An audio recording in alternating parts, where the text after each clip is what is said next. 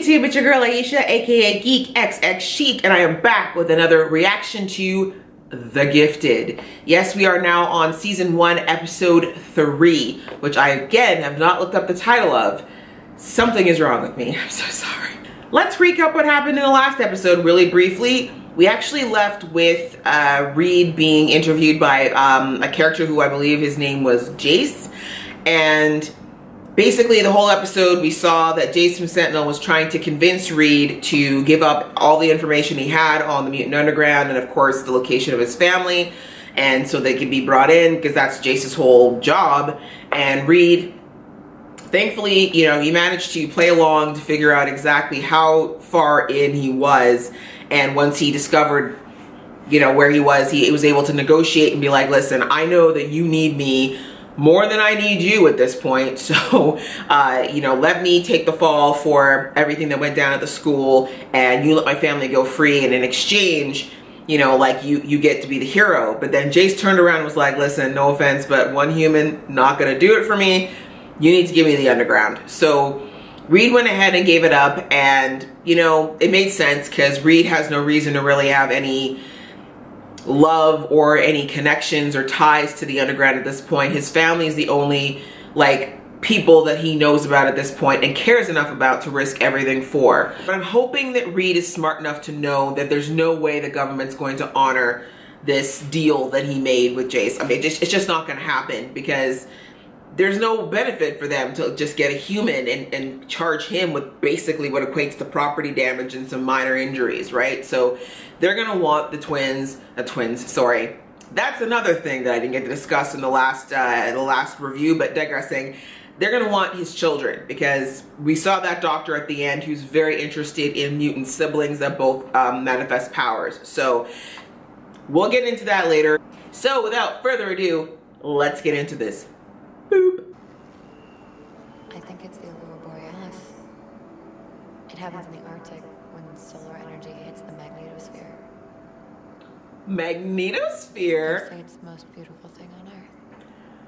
That's cool. If you do, when the little one's born, I'll arrange visitations for you and Diaz. You guys can still have some sort of family. In prison. Wow. I was thinking the Bahamas. Yeah, in prison. Miss Dame. Damn. Prison. So you can give me what I want here, or you will give me what I want there, because believe me, what's worse than prison? everybody gives me what I want there. Johnny, Lorna doesn't have time for us to make mistakes. Let me help. Ooh, what can she do? No. I can give Clarice memories, make her think Lorna's her best friend. We're talking about planting stuff in people's heads. The That power of goes back, suggestion? all right? Remember what? Mom, remember when those government guys attacked us? If that happens again, we can protect you. Mom, Look who's cocky all of a sudden. we can't let you. Tell me about the bar. Who was there? Who did he speak to?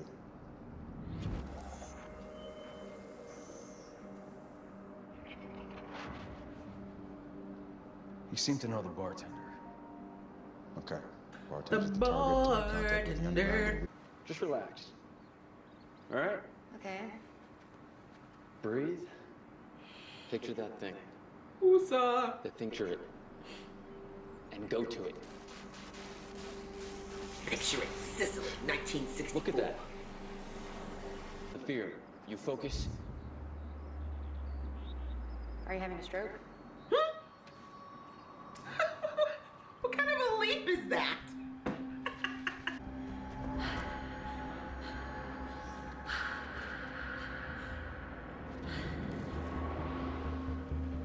You can see the past? That's cool. Why should we have to hold back when nobody else does? Because people could get hurt, and because we don't rob banks. And you destroyed a gym? At a normal life again. What did Johnny say? Some Mr. Miyagi stuff about focusing on something that's meaningful to me. That's Granny gets my favorite There's movie. gotta be somebody. Hiding out on the streets, or? No.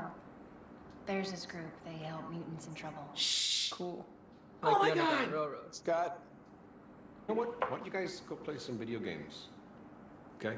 Yeah, that's good. Send them somewhere else where they can just continue to give up all this sensitive information. It's a good idea. Okay? I've got cash in the safe. You can have it. You can have all of it, okay? But in the morning, you gotta go. Okay. Dick. Out back. At the bartender? Yeah. Alrighty, kids. It's game time. Bartender. If you're not gonna help me, then you may as well just pull the trigger. Okay. Don't waste your energy.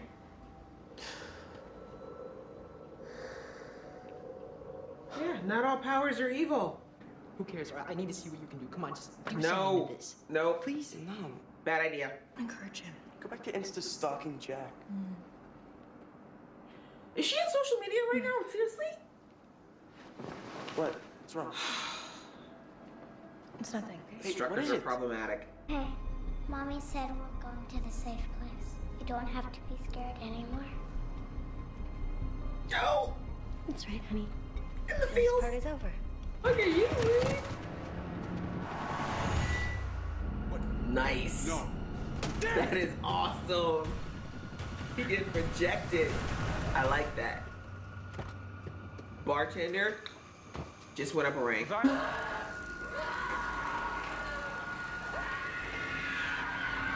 Oh, damn. Woo. Yes, girl. Polaris is some next level stuff, yo. Okay.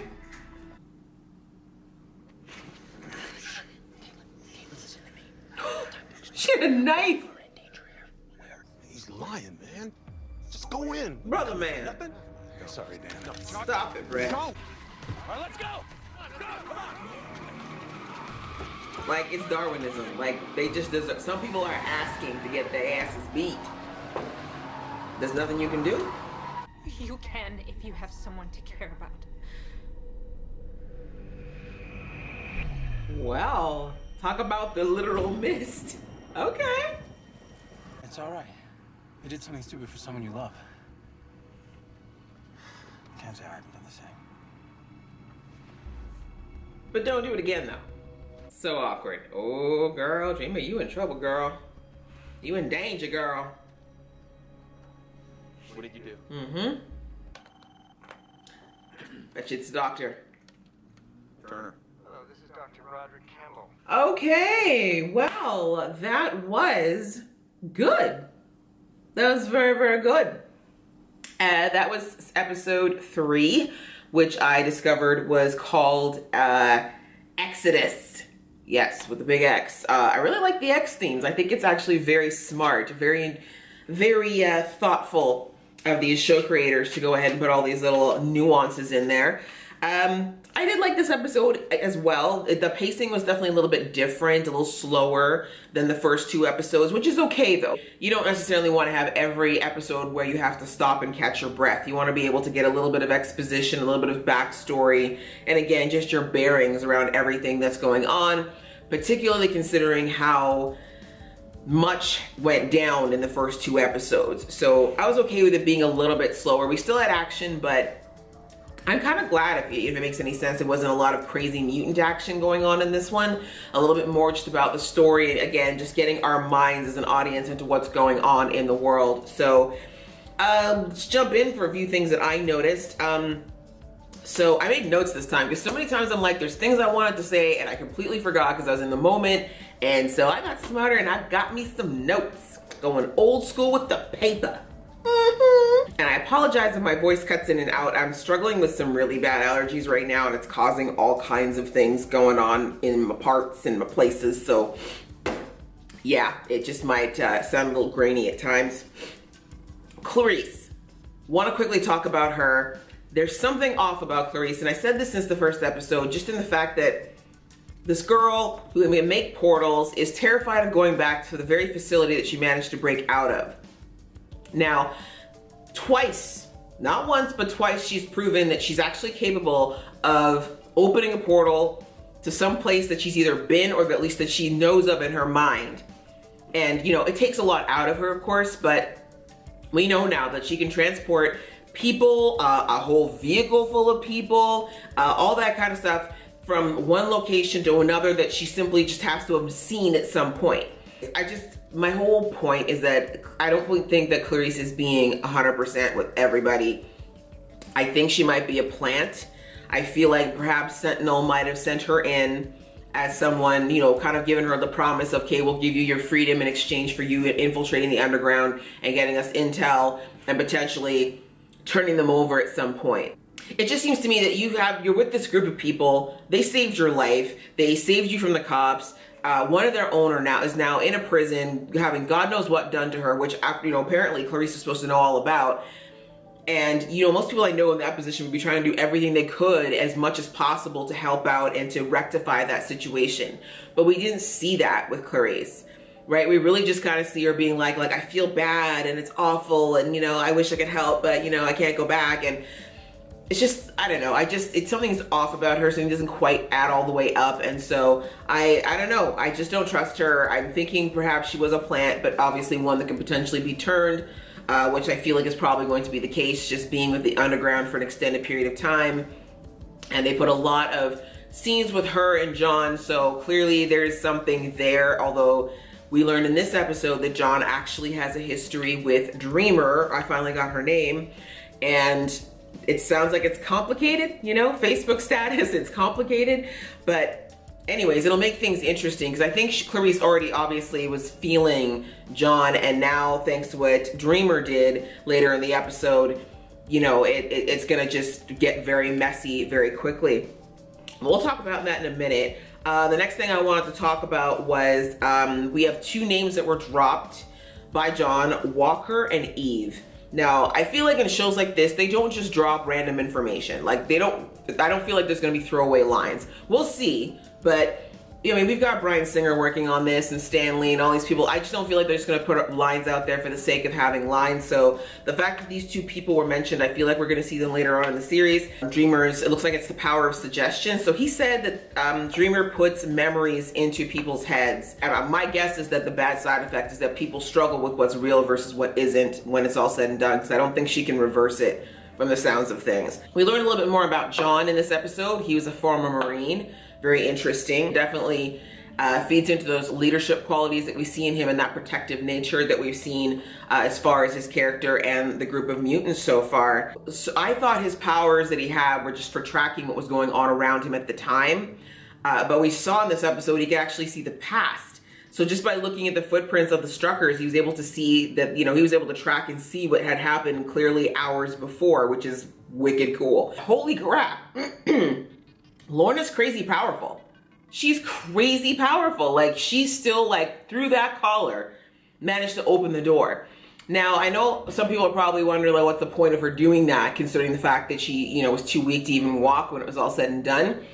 But I was thinking that, you know, if Lorna's smart, she's either going to figure out a way to short circuit that collar, if there's any way she can do it without killing herself, or get to the point where she can tolerate the pain enough to break out of the prison, which is also equally badass. Like, the only major things that I think we need to worry about really at this point is Andy. You know, Andy is clearly just, there are Magneto vibes all over this kid. I'm seeing a lot of that kind of parallel here with Andy.